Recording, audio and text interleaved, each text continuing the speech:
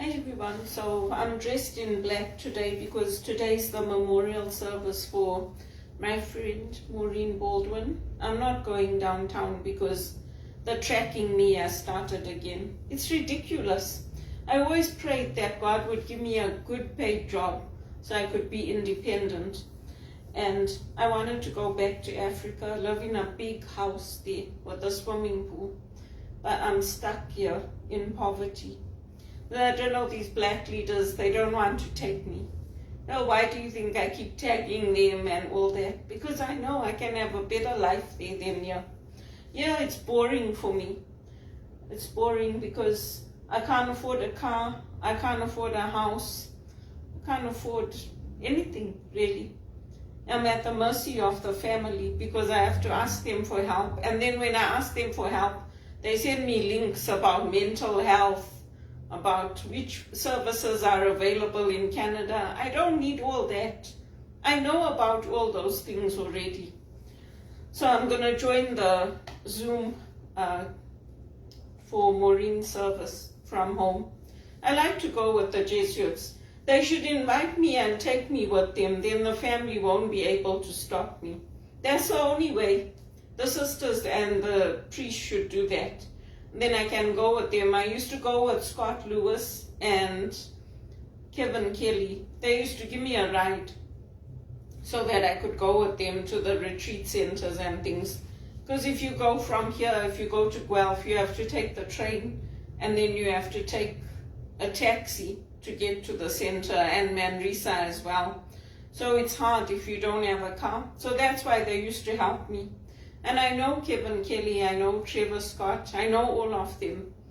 So that's what I would like them to do for me. It's Disneyland's birthday. So I think of my grandfather. He made it fun for us because after church on Saturday, we used to go and get pastries from the bakery. And we were never inside, we were always outside. That's why for me, I feel claustrophobic. I hate the fact that they're tracking me when I go out, when I come in. I had so much freedom in Zimbabwe. I could go where I want, do what I want. And it's atrocious actually, it's horrible when you're over 50 and people are still doing that to you. There's no freedom in this country, nothing. And they have to have security cameras all over because people have no manners. If there's no robot, if the traffic light is not working, there'll be chaos. They have to send the police to guide the traffic because people have no manners. And it's not just in Toronto. It's worse outside. That's what some of my family friends were telling me when I met Savio and Lorraine. And they were telling me that the rents and everything are worse outside of Toronto. You're better off in Toronto. So, and I helped all these stupid banks, Credit Suisse and all of them. They were going to close everything. We would have gone into a worldwide recession. But I was keeping track on the news and what was happening. And I helped to avoid a disaster. They're all the same, these companies. You want leave, they don't want to give you your vacation. You do a good job, they don't promote you. I mean, it's ridiculous. I'm also tired of it. I had a better quality of life there. We had a big house, we had lots of land around us, and now it's just ridiculous. It's just ridiculous. I don't know. Anyway, they keep saying, oh, things will get better, things will get better. In which century are things going to get better? Because you come here, you work hard, you retrain, you requalify, and then you get stupid banks tracking you, then the family tracks you. I mean, it's ridiculous. What, am I 2 years old that I need to be tracked when I'm coming out, when I'm going in, who I'm seeing, who I'm talking to? It's ridiculous. For me, it's ridiculous. The priest should invite me. They should invite me and take me with them. Then I can go with them because then they already have their petrol covered. They already have their expenses covered, so they can take me with them. I can go and help them, isn't it? Instead of sitting at home like this.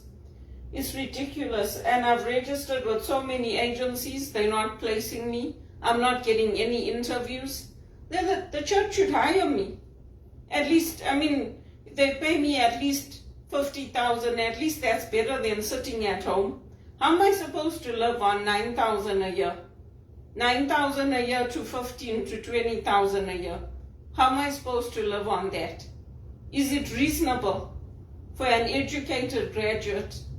Is it reasonable to expect me to live on that? I'm also tired of it. Oh, save your money, save your money. How am I supposed to save my money on $17.50 an hour? Do you think you can save money on that? I'm tired of having to use food banks and having to apply for electricity support and having no income. And the government messes up, then they can't find my employment insurance, then I get into trouble with the family. I'm also tired of it. I'm tired of it. Really and truly I am. I miss my dad. I miss my grandfather. The men here are not like the men at home. If you ask them to help you, they'll say, oh, I also got my own thing to do. That's how my mother's husband is. One time she came here, she told me, ask Daryl. Call Daryl and ask him if he can help you with this. When I called him, he said, I've also got my own thing to do. You find somebody else to help you or do it yourself. That's how the men are here. That's why I don't ask. Even my sister's husband, I don't ask them to help me with anything. Then my mother says, don't interfere in their relationships.